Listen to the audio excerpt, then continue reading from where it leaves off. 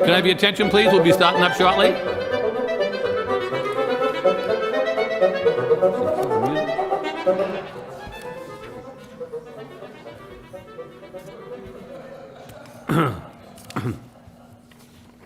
Good evening, and welcome to the Lowell Planning Board for April 18th, 2024. Before we get started tonight, I would like to have a moment of silence for our past Planning Board member and chairman who had passed away last week, Mr. George Zaroulis. George was married to his late wife, Joanne, for over 52 years. George worked for the Commonwealth of Massachusetts for over 45 years. He started at the State Auditor's Office and later transitioned to the Lowell Tech as Director of Accounts Payable, which later became the University of Lowell and then UMass Lowell. George also served 6 years in the U.S. Army National Guard. George was involved in many national and local organizations. He served on the Holy Trinity Church Parish Council and was council president for several years. George was also a member of the Greek American Veterans. George was involved in other organizations that preserve the history of Greece and the history of Greek Americans settling in this area. He was involved with local government and served 35 years on the Lowell Planning Board, with several of them being chairperson. He also served on the Lowell Historic Board and on the Northern Middlesex Council of Governors. George volunteered his time coaching baseball at Calvary Park and basketball for summer and church leagues. George was also a coach at the K.C. Jones Basketball School. George loved to fish and was a life member of the Lowell Sportsman Club. George is survived by his 3 sons, George, Anthony, and Michael, and their spouses, and 3 grandchildren. He was predeceased by his wife Joan, as indicated, and his son, Stephen. I had the pleasure of sitting next to George here as a planning board member for 22 years. Myself and also Mr. Lockhart, who's a current member who can't join us tonight because he's not feeling well. He served with George as well. George was very outspoken. When he had something to say, we didn't have to ask. He let us know. After sometimes we'd have meetings, he would say to me, "You know, you shouldn't have voted for that." And I'm like, "Yes, George, I know." But I felt like I had to do so. But I got to admit, I learned a lot from George over the years. Like I say, he was the chairperson for a long period of time. And prior to that was Arthur Hammer, who was the chairperson for a real long period of time. So it was great sadness to hear about his passing. Thoughts and prayers with he and his family. And can we have a moment of silence, please?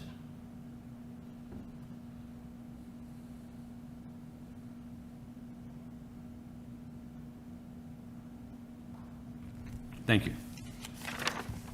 Okay, tonight's agenda, the first matter we have is the approval of the minutes of March 18th, 2024.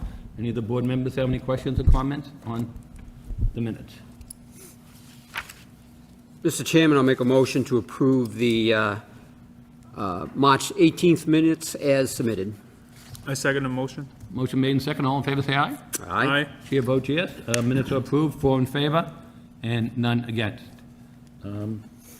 If the board members have no objection, I'd like to take the agenda out of order and go first with 251 Clark Road special permit extension request. That's okay with Attorney Geary? Yes, thank you very much, Mr. Chairman. I appreciate that, and good evening. For the record, my name is John Geary of Geary & Geary LLP, 32 Church Street, Lowell, Mass. Here tonight representing Leo Gano. Leo is the owner of 251 Clark Road. And if the board recalls, we were before this board back in June of 2022 requesting a special permit in order to reduce the frontage from the required 90 feet to 75 feet. That special permit was granted on June 6th. Since that time, Mr. Gano has been entertaining prospective buyers, marketing the property. He has not sealed the deal with a buyer at this point in time. He does have some active talks going on, but certainly we're coming up on the 2-year time frame in June. Nothing will happen before then. So for those reasons, I'm requesting an extension of that special permit that was issued back in June of 2022. Thank you, Happy to Counselor. answer any questions. Thank you, Counselor. Sure. Anybody here this evening like to speak in regards to the site, the special permit extension?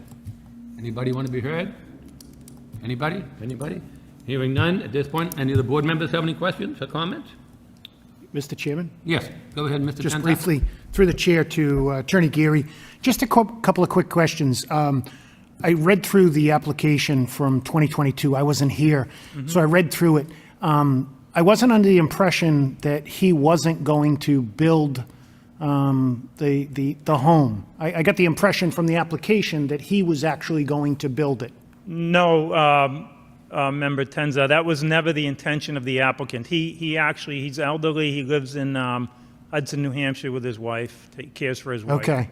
So that was no, I don't, There's nothing in the report that says whether he is or Yeah. isn't. I just got the impression, that, oh, he was building it, and now he's waiting, and why does he have to wait for a buyer? I guess the other question I had was, does he have it listed on MLS, or what is he doing for marketing this he's property? self-marketing, He's self-marketing, okay. yeah. Okay. Better or worse. Okay, all right. I would just suggest that if I'm here in 2 years, he might want to expedite the process. Sure, You know what I mean? I understand. Okay. No further questions, Mr. Chairman. Thank you. Any other board members, any questions, comments? No? I have none. So, well, we need then a motion to extend it out. So, Attorney Geary, what will you be looking for until 6/6/20, so to 26? Sure, yes. 6/6/26? Yes. We certainly don't expect to need that period of time. So you're looking at the 2-year extension from Yeah. June 6th date is what I'm getting at. I'm sorry. So you're looking for the 2-year extension from the June 6th date? That's Not correct. tonight's date, right? That, from the June 6th date. Okay. Okay, I'll make a motion to approve the extension to June 6th, 26. 26, right. I'll second that. 26, yep, 26. Well, I'll second that, Mr. motion Chairman. made and second. All in favor? Aye. Any opposition? Hearing none, the motion's allowed. Good luck, Thank you, Counselor. Mr. Chairman. I appreciate you taking me out of order. You're welcome, thank you. Okay, moving along, we have 240 Industrial Ave East, site plan review, Atlantic Oliver 240 Industrial Ave LLC has applied to the Lowell Planning Board for site plan review approval to expand and modify the existing parking area for the above address.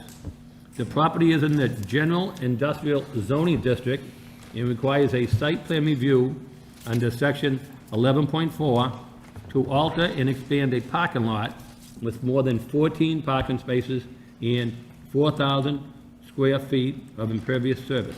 May we hear from the applicant, please?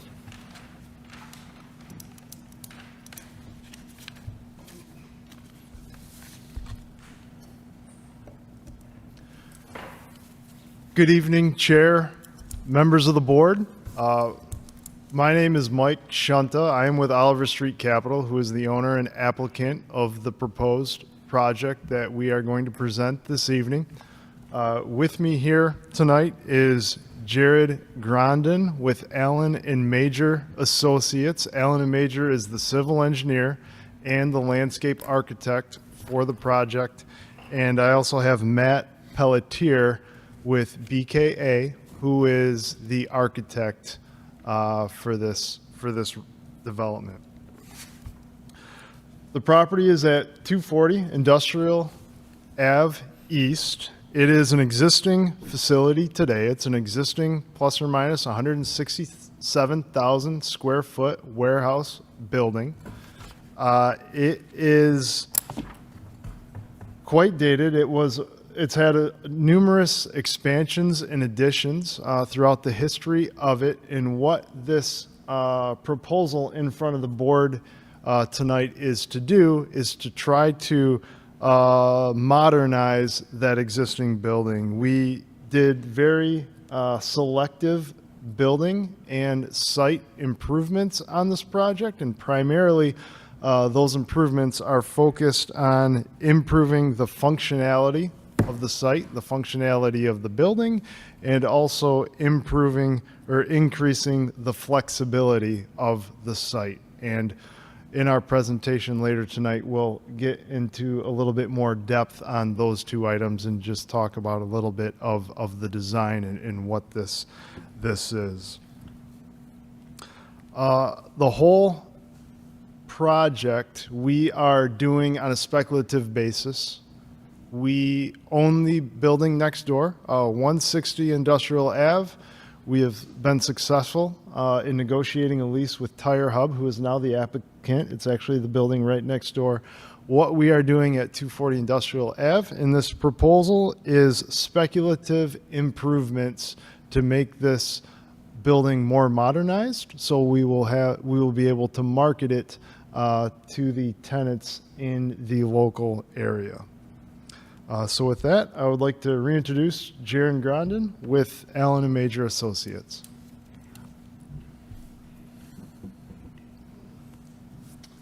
Hello, Mr. Chairman. My name is Jared Grondin, for the record, with Allen & Major Associates, involved with the civil and landscape design for this project. So this is in the general industrial zone. The existing building is not going to be touched. It's a 167,000 square foot building to remain. There's existing out there today 50 parking spaces. We're proposing 90 to make it more conforming to the zoning bylaw. 105 are required. We're also kind of enhancing the circulation of the site, utilizing the 24-foot drive aisle with 9x18 stalls, and imposing structured trailer parking.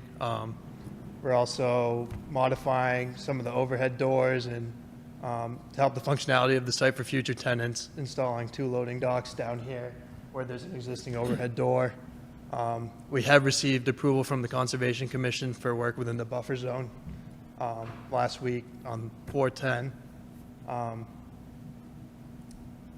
We are enhancing the site's landscape design. We're adding a lot of trees, perennials, shrubs that aren't out there to date to help the aesthetics of the site overall. We're also including retention areas that will provide stormwater treatment that isn't provided today. And it will help protect the resource areas for discharge as well. We're imposing a water quality unit down here that helps the discharge, treat the pollutants and TSS.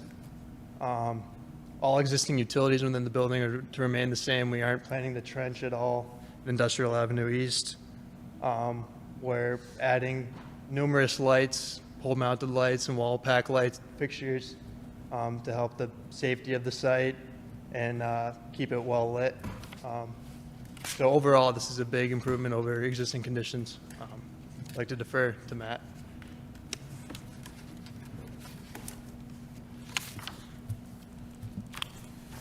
Good evening, Board. Matt Pelletier with BKA Architects.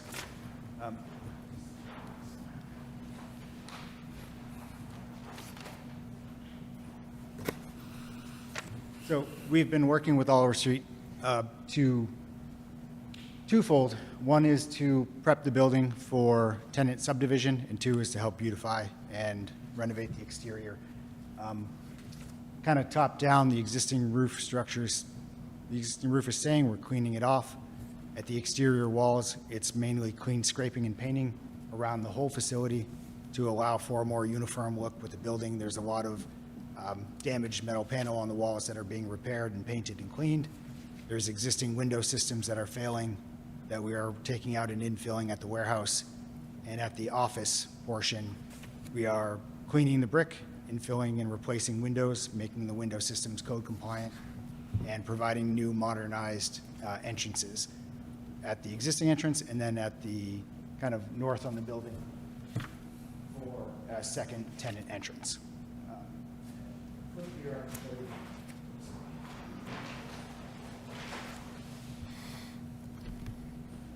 So you can see the existing brick staying. It's being cleaned, pointed, tidied up. We're infilling the existing spandrel glass and window system that's been failing with insulated metal wall system. It's a combination of smooth architectural panels and corrugated architectural panels, and just to kind of clean up that facade and help make it a little more up to date. The second entrance down here is on the bare CMU wall right now. That's getting clean painted as well. As we get a tenant there, we'll be able to develop the wall around that, add some windows. We just don't have a tenant lined up there. So as that gets developed, we'll address that further. And then around the rest of the building, it's really getting this cleaned up, replacing damaged areas, painting it, everything from panels, railings, trim, and updating loading docks as well. So if you have any questions on the scope, I'm happy to dive into a little bit further, but generally it's around. Sure, so can you just go over the existing parking area and how you're going to expand it? Sure. I know I was up there this afternoon, I had a chance to meet Mike, and he showed me what was presently there, and how you want to extend it all the way down towards the other building to the right. Because, yeah, so on the site plan, the main thing is the parking area.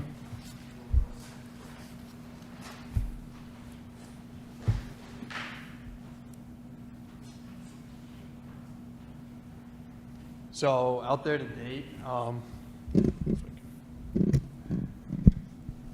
date, there is an existing sort of, it looks like it's supposed to be a one-way travel aisle with angled parking. We're going to reestablish that into two-way traffic with a 24-foot drive aisle per the zoning code with 9x18 stalls. And we're also going to add this stick of parking here for a future tenant with this new access doorway that's proposed. All this, there's an increase of 19,000 plus or minus square feet of impervious out here. We've done the stormwater calcs. We provided a drainage report. We are meeting the Mass DEP code to treat this increase in impervious area to make sure to make up for that increase in impervious. But this is the added stick here. And Mike was. Yeah, so you're going to fix the existing parking that's in front of the building, and then expand it, if you're looking straight at it, all the way down to the right to almost the end of the building? Yes, yes, So that's where you're picking up the whole additional new parking as well, right? yes.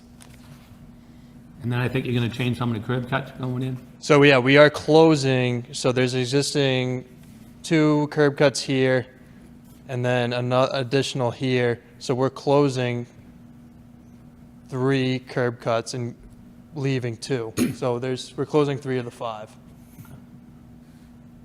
which will help circulate traffic and regulate better than today. So I know we received comments from planning department, and I know the applicant received a copy of those. So do you Yes. have any comments on regards to the comments that were submitted to us? I think it was dated April 12th from Peter from our assistant planner. Yep, so, With the first parts are just basic, introducing the project and indicating the conservation approved it, and talking about there's no change to the building, but, and go from there. Yeah, thank you. so we have reviewed the comments in detail. We are in agreement with the comments, and we are willing to comply with the comments as written if they are applicable to the project. There are a few comments in there that right now the scope doesn't have doing work in the street, so we wouldn't have to do a continuous trench patch in the street. But if we do, then yes, if the project changes and we do have to do street utilities in the street, we are fine with agreeing to comply with all the comments as written. So that'll be what, comment number 9 from engineering? Future underground utilities require City of Lowell Street opening and trench permit? Yes. What do you mean by the trench permit? Yes. Okay. So overall, we are in agreement with all the comments if they're applicable to the project. Okay, and basically the comments on the sidewalk, and then stormwater, which is by state regulations anyways, right? Yeah. Correct. Any comment in this report that says certain items need to be shown on the plans, we are in agreement with that, and we will show them on the plans with the final plan set that gets submitted for planning board endorsement. Okay, thank you. Thank you. So at this point in time, what I'll do is I open up to the public if anybody wants to speak, and then we will have comments from the planning board members, okay? So anybody here this evening want to speak in favor of the project? In favor?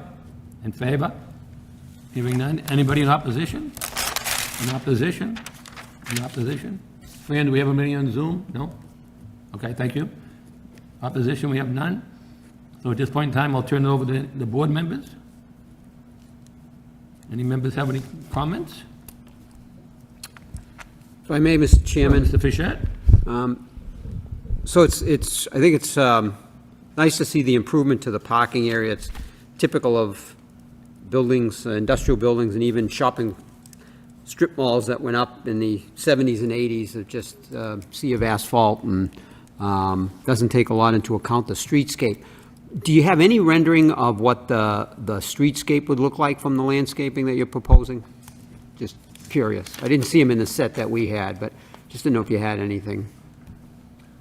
All we have is the landscaping plan. Plan, I understand, yeah. Yeah. Just, if you could flip to that, just so we could highlight that a little bit. Only because I'm assuming, so you don't have a tenant for the building at the moment, right? There's a tenant there today. Okay. But their lease is expiring in the near future. Okay, so, and When we do this work, our expectations, it'll be a completely vacant building. sure, yeah. Well, when you mentioned Marketing it for future tenants. When you mentioned spec, I figured that was, yeah, so pretty much anticipation of a new tenant. I'm assuming that there's office space at the front of that building? I mean, There is existing office space in the portion of the building that has the brick facade. There is existing office space there today. We're not going to do any work within the space other than renovate an existing restroom. But we will be improving the facade in the office space by providing new storefront, new canopy, new entrance. No, I think we're trying to take opportunities, especially in an industrial area like that. You know, there's really a new thought process with these types of developments to get people to want to work there and be happy in the work environment is really at lunchtime to be able to get out, walk, and have it be a little bit more friendly to the people that are actually working within that industrial park. It's not necessarily a bunch of truck drivers that are just dumping cargo off and picking up and leaving, but there are actually offices that are in there. So I started my banking career at 181 Industrial Ave, so and Coca-Cola used to be right next door, so I was right across this building. And I mean that whole strip looks a little tired.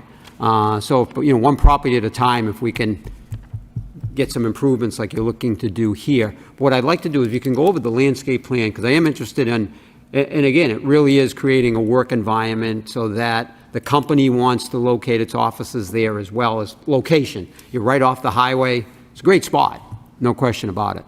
But if you could go over the landscaping plan a little bit, I appreciate that. Yeah, you can take the lead and I can supplement. So we've added various trees along the street front, the frontage here. There's various deciduous trees, evergreen trees. You can see along this frontage. We're also adding perennial shrubs, flowering, all along this building face and at the existing entrance that's going to be modified. All the landscaping meets the zoning, so we're adding the correct amount of trees for the amount of impervious area that we're imposing. Now, there's a large tree at, I don't even know if it's on that property, at the far end of the building. If I'm facing the building, it's to the right-hand side of the building. Yes. And then there's a large tree to the left-hand side. So I'm just curious, are they staying? Are they coming down or Those are proposed to be removed. removed? Yeah, for the parking area. And so what's the caliber? What's the size trees you're looking to replace those with? We've got those at so we're planting a 3-inch caliper minimum. Those will grow. And what are the species again? Are they going to, I can go through. So we have a formal.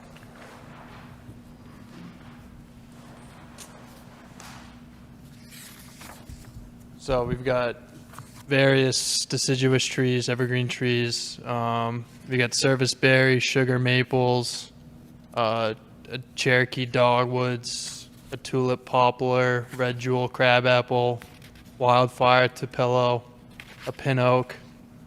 And then for evergreens, we're looking at Nellie, Stevens holly, white pine, and then we got various shrubs, the fire red twig dogwood, little lime hydrangea, inkberry, lavender lilac, and then we're also proposing different perennials, the blue false indigo, Shenandoah switchgrass. So I mean, it's yeah, gonna, great, compared to what's there right now. So yeah, let's, we're I think it's a total of 17 trees and then various perennials and shrubs. Yeah, good. No, I like the improvement, and then obviously the stormwater management, which I assuming is non-existent there at the moment, so, yeah, so. No, big improvement. I have no questions, comments, Mr. Chairman, other than the fact a lot of the comments from the engineering department are really just more procedural in the fact, if you're going to proceed, this is what has to happen. So from that perspective, the sidewalk, you're not doing anything to the sidewalk? No, the only work we're doing to the sidewalk is closing the curb cuts. So Okay. we'll saw cut the pavement there and install the vertical granite curb and reestablish that sidewalk to the Lowell City standards. So that's Yes. yeah, okay, Yep. yeah. And I actually, I'm in favor of the fewer curb cuts as well. I think that just, it creates a more structured way of entering and exiting the property as well. We So, agree. Thank you. yeah, good. All right, thank you, Mr. Chairman. Thank you, Mr. Fisher. Caleb? I have a question about the plantings. So I see that you have trees and shrubs in the retention basin. Is that going to be a concern? Are they? No, these areas, they're designed to draw down within 72 hours, so they're not going to have standing water within them. see. And then these are wet tolerant plantings. Okay. It's all designed from a licensed landscape architect in the state, so it should be, it should be satisfactory. Okay. Oh, I'm just curious. It's not in disagreement. Thank you. And then also, I recognize there is a set of rails down near the docking station in the I suppose that the western side. Yes. I think it was this way. So are you going to tear that out, or how are you going to navigate that? Yeah, so those will be removed as a part of this project to clean up this truck court in the northwest corner of the site. We are doing extensive work back here to clean this up and make it more useful and functional. And one of those items are to remove the old rails that extend to the building. So we'll remove them to the property line. Put to the power line. So I suppose there's still some of it in the right of way, right? I can't remember when I drive through there. There will be some of it in the right of way, it looks like, based on where the property line is Okay. on this drawing, yes. All right, well, just to have an understanding. And can you briefly go over, I know, I actually have not seen the Concom approval. Do they have any conditions for you guys? We have received the order of conditions. They were all the standard City of Lowell Concom commissions without any special conditions. So they don't have any specific problems with the truck court? They spoke very favorably of the Okay. truck court back there because we're cleaning up existing conditions from what's there today, and we're adding exterior illumination, which they see is very positive to the existing conditions that they have in the river I see. and wetlands area in that location. Now, I can understand that from from the existing conditions. Lastly, how are you going to take care or not change? Either you change it or not change roof runoff. Are there like any? You keep the runoff from the roof the same way they are doing it now, or and where do they come out in general, like downspouts and how do they flow across the site? Yeah, the roof runoff will remain the same. I believe that there's some sort of internal downspout, and there's an outlet back in this area, I see.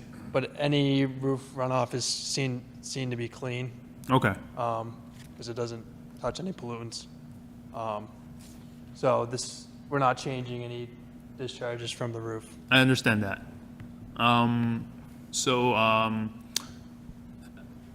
In terms of have you worked with the stormwater team and on the stormwater permit? Do they already? Do they have to? I think they. We filed so we did a NOI, notice of intent, through the Conservation Commission, filed a formal drainage report too. So Okay. that's filed with the Mass DEP as well, and approved. So, when projects are sent out to departments, if it does need a stormwater permit, the Lowell Regional Wastewater Utility will flag it to Okay. us, and we let the applicant know. So if you weren't notified that you would need to apply for one, then that means that it does not. Got it. We understand that to mean that it does not trigger a stormwater review, and where this project is an improvement over existing conditions, it would make sense that they would not need one. Okay. Oh, thank you. Thank you, and thank you. For Thank you. I'm all set. Dan, any questions? Thank you, Mr. Chairman. I guess I have a couple of questions to you, Mr. Chairman. I see on this statement by dated April 12th that there are certain things that they were looking for. I look at, the engineering comments, number 4, it says plans must be drawn on City of Lowell datum. I don't know what that means, but it indicates that. It also, on number 6, it says they need to file a final revised set of site plans. Is that something we see before we vote? Or is that something that's done after the fact? That's number 6 under the engineering comments. Number 11 under the engineering comments, that they talk about a traffic management plan must be submitted and approved. I don't see any of that. Let me say first, before I go to the chair, I like this project. That area is an absolute mess. It's great that it's being cleaned up. Love the landscaping. Love what you're doing to the front. Love the fact that you're dealing with some of the stormwater. But I'm just reading from the planning and development. The other thing they indicate back on page 3 of that April 12th letter is that the construction site entrance must be shown on the plans, the construction dumpster location and porta potties, I guess, must be shown on the plans, dewatering and discharge must be shown, catchment areas must be shown, erosion control must be shown, and it indicates that snow removal and disposal procedures must be submitted. When I see all of that, Mr. Chairman, my question to you is how can we vote on this if we don't have everything in order? Usually what we do is make it conditional approval that they submit all those plans for engineer comments before they go further with the occupancy permit. Okay. So what they do, they have to comply with anything from engineering. And Fran, I'm not sure what he means by the city of Lowell datum as well. You know what that means exactly on number 6, or? It says, plans must be drawn on city of Lowell Datum. datum. It's usually city of Lowell plans, you know. I think regular- datum, Yeah, So I'm it's a, not sure what, it's a vertical datum. So I'm not we- sure what Peter meant by that, yeah. Yeah, so we're on the North American datum, but Lowell as a city, and I think the surrounding areas, Boston, it's some sort of elevation over the mean sea level. Okay. So we can make that adjustment. It doesn't adjust any of our design work. It just adjusts the existing and proposed elevations. So once we make that one change, we can change the whole series of drawings. Yeah, because That's what it, yeah, that's, that's what it means, right, Jerry? yeah, read what it is. Okay. Usually it just means city of Lowell, you know, drawings, and the city engineer, you know, wants all these punch lists beforehand. And usually what happens is you sit down with the engineering department and draw out exactly everything they want, and then they obviously communicate with the building inspector as well before you go further for anything. And, you know, we always say, you know, as long as you satisfy the engineering comments, we usually don't have a problem of it. So usually, we don't necessarily have to see it ourselves before voting. A lot of times, we'll just say conditional approval to approve any comments that are necessary by the engineering department. Okay, Mr. Chairman. But the one thing, Dan, they brought up is number 11, like Jerry says. So the traffic management plan, what we've done with the traffic management plan is before, like, we've done it a lot more now with big residential units. So what they do in the lobby is we have them set up transportation schedule, like what the bus schedule is, what the train schedule it is, how do you get home, you know, whether it is park rides in the area. We see that a lot more on the residential bigger units. So something like this, you're not really sure you're gonna have there as of yet. That would be specific to the tenant and the tenant's That's what use. Mr. Bichette just mentioned to me, so we see it more residential, but, Yeah.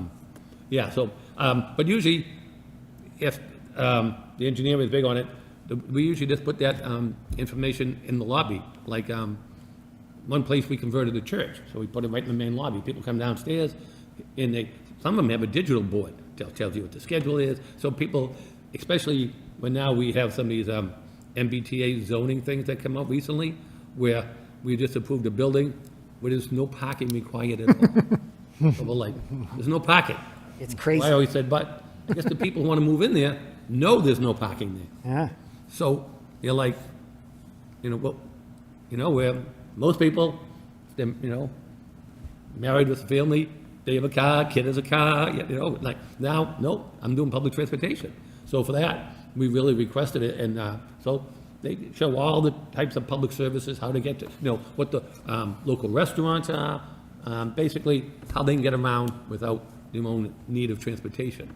So the traffic management plan, and I know Caleb's usually always big on that with his background experience, and that is, you know, let the people know who are moving in there, how they can get around.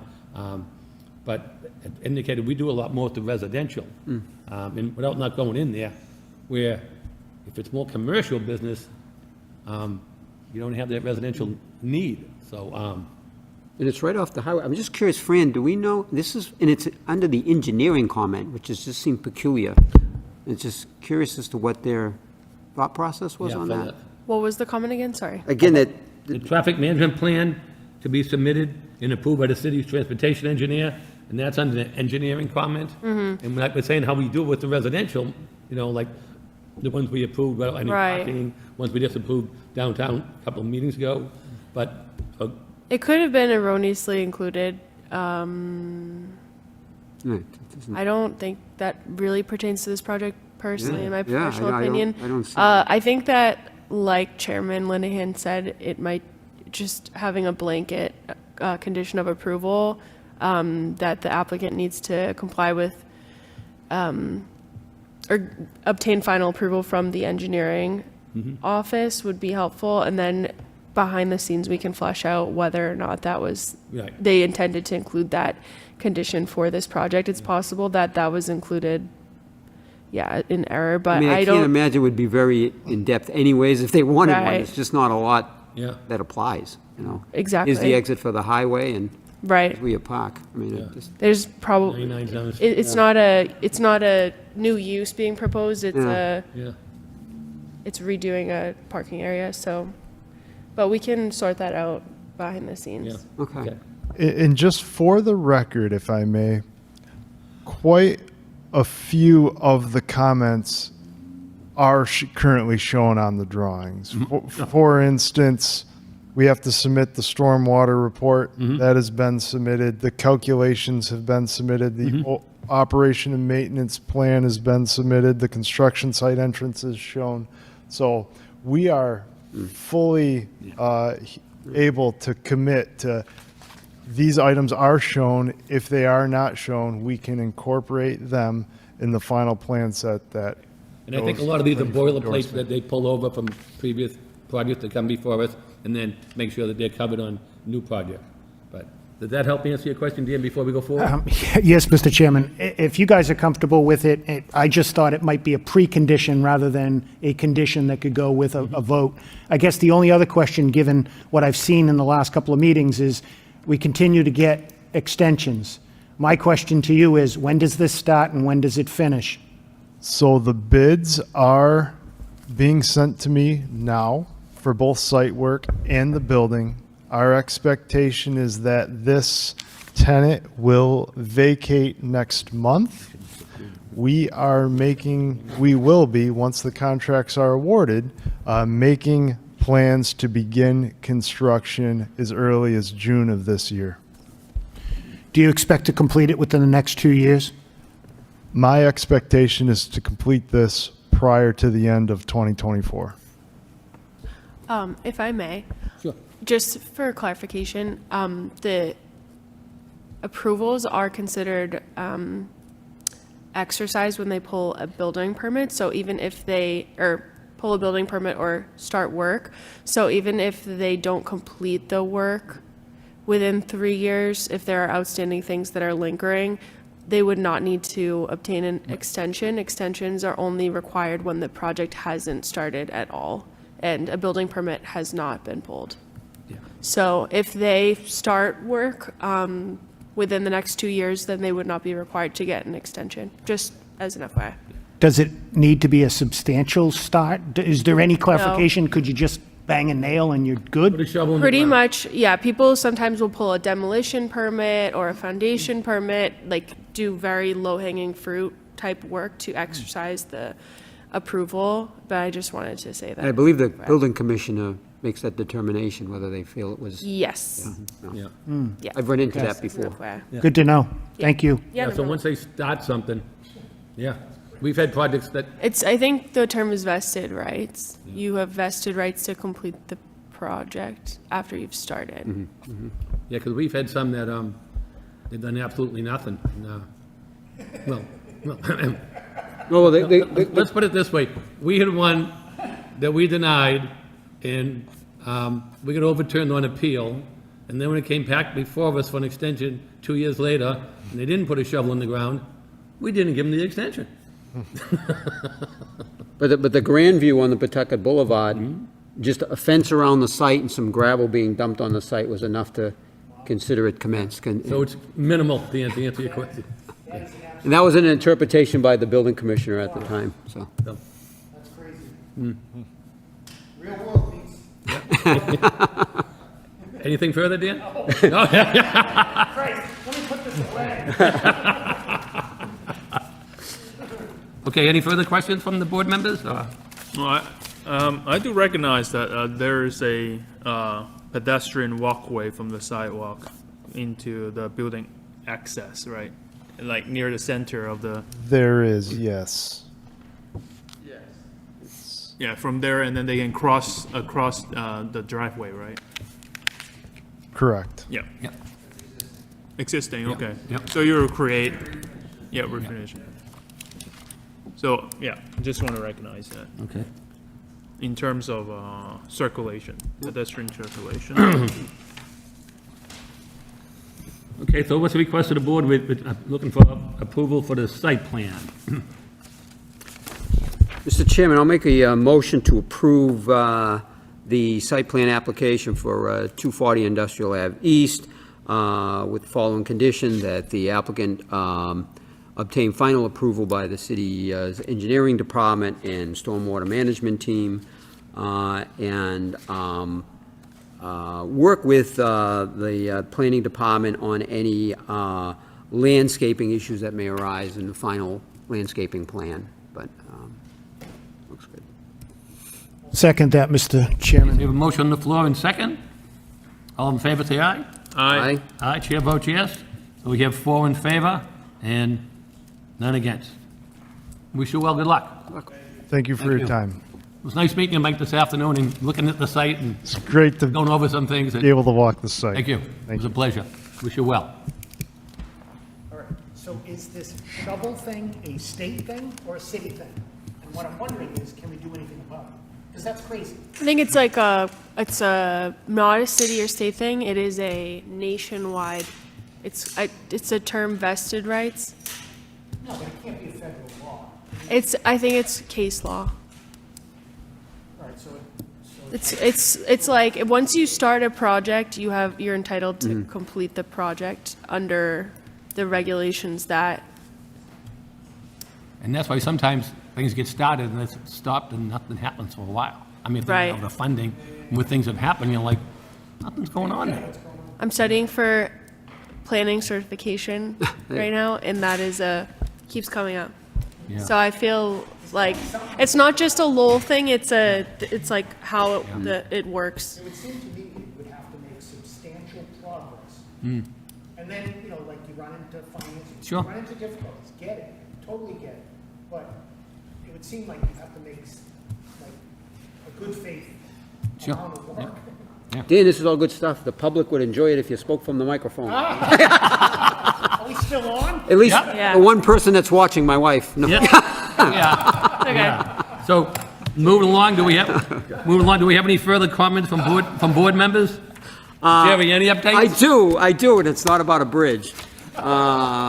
So, and actually, Fran may give a comment on this, but I'm actually very excited about, I serve on several different committees and advisory groups, and I was asked to serve on the Lowell's Inclusionary Zoning Feasibility Analysis Working Group, and we had our first meeting on April 10th.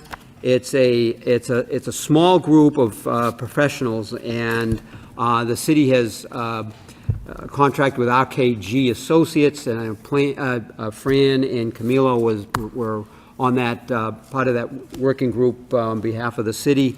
And it's exciting. It's looking at, and as I see this, we passed the 3 transportation-oriented zones, so there is some potential for some increased development within the downtown. Now, the whole city is going to be looked at, but I really see this as, larger scale development. But it's looking at, from a economic feasibility perspective, so being real world exercises as to a developer that wants to build housing, and can we somehow come up with a formula where we would like to see a certain percentage of some of those units to be affordable, and we can set that as, a certain percentage of the area medium income. So it can, and that's what they have a program of, which I'm really looking forward to seeing that in action. But to determine if so many units were like 40% of the area medium income, well then from a profitability perspective, what would that do? How many units could we put in there and it still work? Or would we do 80% of area medium, or 120% of area medium income? And so, and then if in fact it's something that we can really see that it has some value, this committee is not a decision-making body, then it really would come back to this board for vote and recommendation to the city council to adopt. But really looking forward to it, and the expectation is to be finished this portion of it by the end of the summer. I think we have 3 additional meetings scheduled. I'm on there from my financing and banking experience, and for 44 years I've been doing this in the city of Lowell and the greater Lowell area, but financing construction projects and investment properties, and trying to, and understanding what works and what doesn't, because that's you can have all these requirements, and if it doesn't work for somebody to come in and develop, it's just not gonna happen. So, yeah. Mr. Chairman? Yes. Through you to Mr. Frechette. I guess the question I would have is are we actually looking at this as to what the median income is in Lowell, and how much can Lowell absorb? I guess would be one thing Well, that yeah, that so I this is think more of. from a project perspective, like Yep. what can this project absorb that would make it still worthwhile? Mm-hmm. But it is looking at the city as a whole as to trying to create different, and correct me if I'm wrong, Fran, but so when we have some development, it's across the board, right? So, because 120% of the area median income, if we use the Boston MSA here in Lowell metropolitan statistical area, that's like $92,000, $96,000. So, 102% of that. So it's not, Yeah, you know, that's- there's, That's not Lowell. yes, it is. If you apply for affordable, no, but if you're using the MSA, the Boston MSA, that's what Yep. you would use for affordable housing projects and in benefits that are available for down payment assistance. Those are the measurements you use. So that would make it, available for a wider range of people, 80%, then that may work more for the contractor.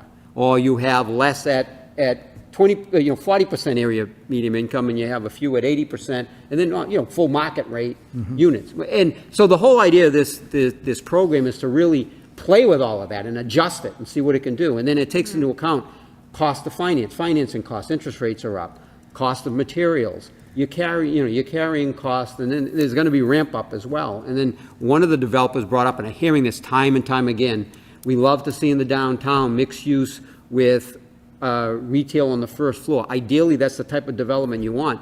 I'll tell you right now, even to get the numbers to work, the developers are almost discounting that as if they're not getting any rent, right? You gotta make the residential service the debt, and then, because it's hard to get a tenant to wanna go in there, and if they do, there's a high turnover rate. It's a fact, and it's really tough. So, this is fun, I really do, and we're not a decision-making board, we're just gonna play we're gonna work the Advisory. heck out of this. Yeah. And see how it all plays out, and then it comes, I think DPD will determine too, is whether or not it's applicable, and then it'll come to probably a city zoning subcommittee, housing subcommittee, and I suspect then whatever version, a typical zoning, proposal would come through to the planning board and the council.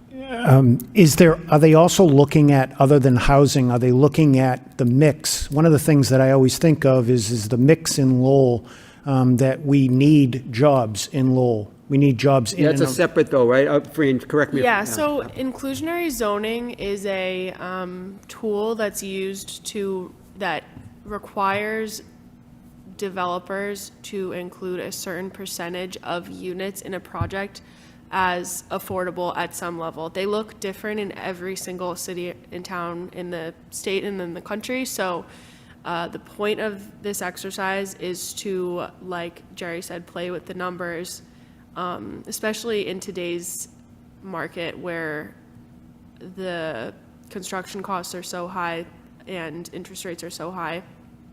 Plugging it into a model and being really thoughtful and intentional, because you don't want to stifle development. You don't want to create such onerous requirements that it deters market rate development from happening. So the whole point of this is to create a model that the city can use moving forward and adjust periodically, ideally on like a yearly basis, changing the numbers around to see what might be appropriate, but it's a common tool that's used, but it just pertains to housing development sometimes. Policies will include density bonuses for developers, so if they include a certain percentage of affordable units or go above and beyond, then they can add additional height to their project. So those are all things that we'll be evaluating and considering with a group of real estate professionals generally in the city, people that are very well versed in the environment and can provide insight on the local conditions that we face here in Lowell. But RKG is I would say, leading consulting firm that does these types of studies in Massachusetts for sure. So they've done one in Boston, Somerville, I think Worcester, Nashua, one in too, Nashua. which is interesting. So they've done this exercise in communities that are comparable to Lowell, and I would say, like, if you look up inclusionary zoning market study, this is their bread and butter. So looking forward to working with them and the group and learning more about, I guess, real estate in general. Yeah. No, I think it's going to be good. I'm all for this part of the inclusionary zoning. They start talking about reduced lot sizes, they lose me real quick, because that's not going to be, not in the city of Lowell. When you look at our dimensional table and you look at everybody around, I don't want to go there. But I think this is appropriate. I really do. I think it's very appropriate. So it is. Yeah, especially given that we have just implemented, to your point, changes to our zoning that are more permissive and allow for more, I guess, expedited permitting by right in select areas of the city, especially downtown and the neighborhoods immediately adjacent to downtown. We thought that this is a good time to do this type of an exercise so that the development that's happening, we can ensure that there's not only market rate housing that's being constructed, which in today's market is super expensive, but also affordable and workforce housing. So creating more housing for more income levels. I mean, I'm aware of a project that's in the downtown, and the builder ended up putting $1 million more than what it's worth to finish this rehab project.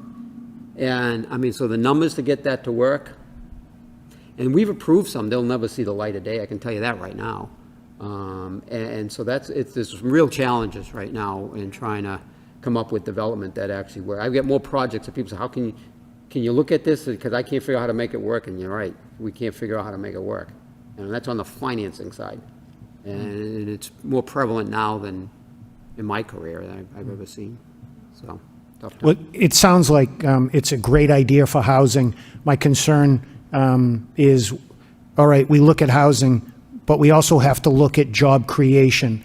We're putting a ton of people into Lowell, and what is the mix? What is the appropriate mix between both business and residential?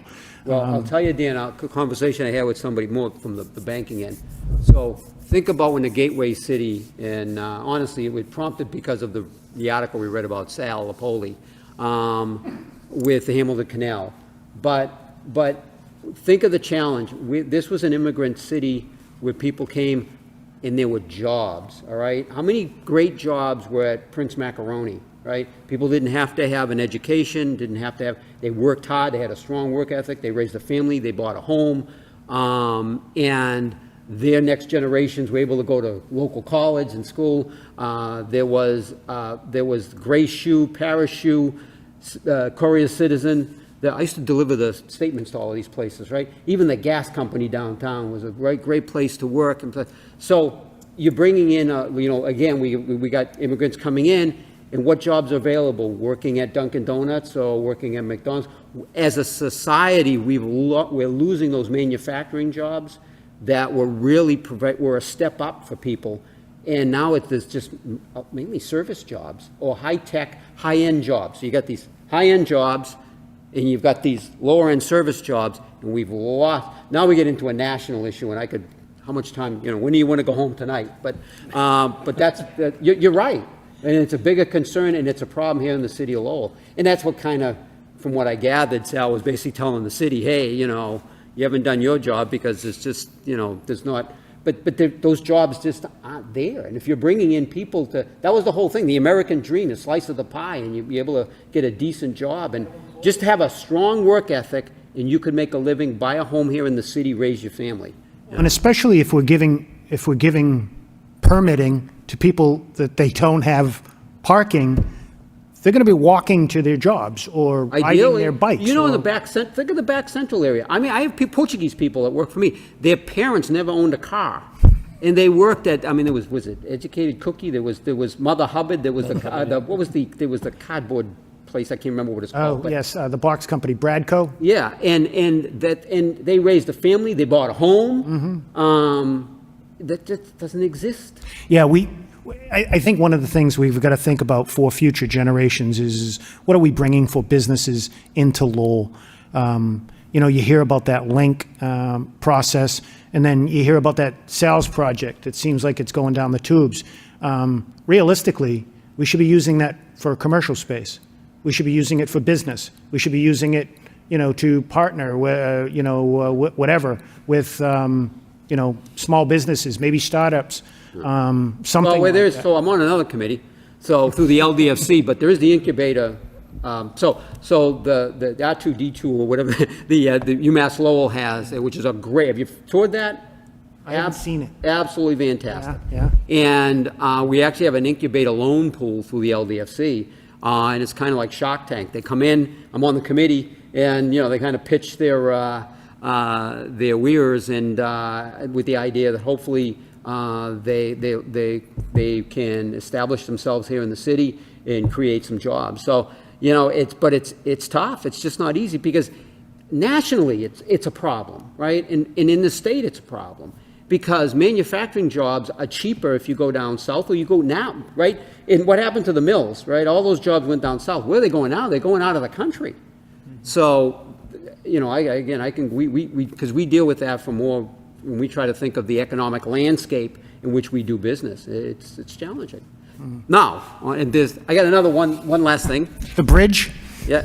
So I do have copies of the testimony I did provide to the. I want everybody to have what I said.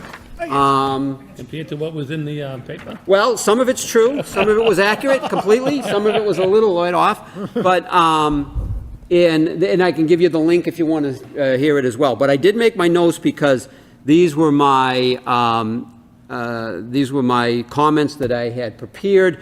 But then as I heard some of the committee members talk, you see my handwritten notes because I really kind of wanted to touch base on that as well. And a couple of the committee members were concerned too with losing single-family homes.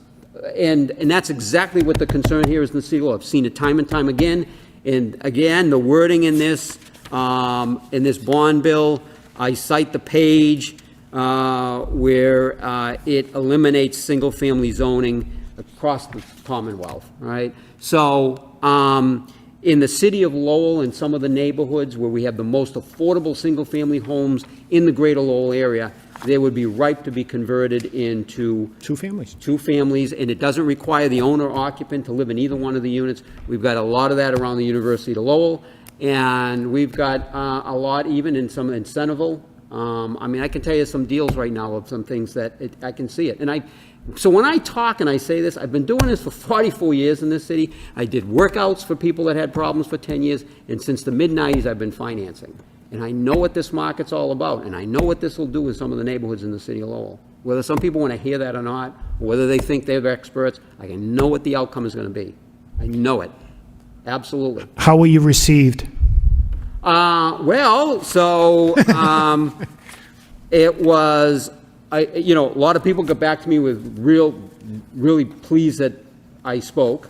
I found out, I was in the auditorial today. It looks like the bond committee, the committee on bonding, looks like they did a no vote, but they passed it on the Ways and Means. And certainly we did highlight the vice chair of the Board of Selectmen in Chelmsford spoke after me with the same concerns. And Sam Chase, I believe, from Chelmsford spoke the same concerns as well. It was 3 hours of testimony. And so at least it's brought to the attention of people that this is a concern. And the biggest thing is that, I talk about in the city of Lowell, where our single-family zones go from, 3,000 square feet to the largest requirement is 10,000 square feet. If somebody has an issue with that, I'm sorry. But when they even compare Salem, 15,000 square feet is their lot for the single families, okay? So when you look at what our lot sizes are and what that would do transforming a single-family neighborhood that has 3,000 square foot lots and 5,000 square foot lots and allows two families to start to pop up all over the place that doesn't require an owner to live there, is that the neighborhood you bought into? And a lot of those would just, again, Lowell is where investors play. Jerry, were there any recommendations that you've heard as far as what people that are listening, people citizens of Lowell should do? Should they reach out to their local They should. representative? Yep, they absolutely should, Dan. Everybody should contact their representative, contact Ed Kennedy, state senator. Yep. We're trying, I'm aware of a petition that's out there online. I forget what the process is. That's building, but people have got to contact the representatives even beyond this area. And then it all depends going out of Ways and Means. And this is a big bill, right? And there's a lot of good things in there. Sure. But this here it seems so innocuous and such a little thing, and it's all hidden behind aging in place and multi-generational living. Well, what does not requiring the owner occupant to live in the house have to do with that? Right? So unfortunately, it seems like such a small piece, but it'll have a huge impact across this Commonwealth. And it'll be a city like Lowell where, again, investors play. Again, I've got the statistics, approximately 58% of our housing stock is rental units. And there is going to be some of these smaller, affordable, you can still buy single-family homes in the high 300s in the city of Lowell. I look at it every day. And a lot of those would be ripe for have a nice small apartment put in there, and then you turn around and you'll sell it. You can sell that for, at that point, some of those you'll be able to sell for close to $500,000. And that'll make it worth it for an investor to come in, because especially if it's a contractor, they can come in and do it for a lot less than somebody buying it and making an apartment out of it. So that's my concern. It's legitimate, it's sincere, and I would ask everybody to reach out. I mean, it was in the editorial, I guess, online in the Sun today about the bill, and it did quote me from the Herald. The Herald did have me quoted as well. And then there was an article, the State House, that one of the reps forwarded to me the day after with the comments. That article was the most accurate, the one that was posted to the State House. The Herald was a little bit off, where I said that the reduction in the slot size is, it's not quite what I said, but that's all right.